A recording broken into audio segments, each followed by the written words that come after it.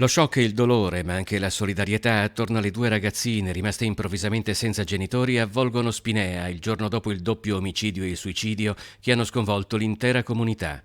In queste ore gli inquirenti stanno ricostruendo il quadro d'insieme e le motivazioni che possono aver portato al massacro compiuto da Viron Karabollai, il 41enne albanese che prima di togliersi la vita ha assassinato a coltellate l'ex moglie Vera di 37 anni e il suo compagno Florino Mercuri di 23.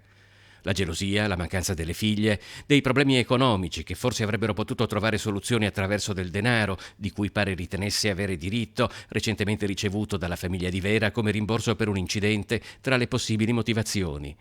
La solidarietà per le due figlie della coppia sta prendendo forma a Spinea tra i genitori delle scuole frequentate dalle due ragazzine, a partire dalla raccolta di contributi per il funerale.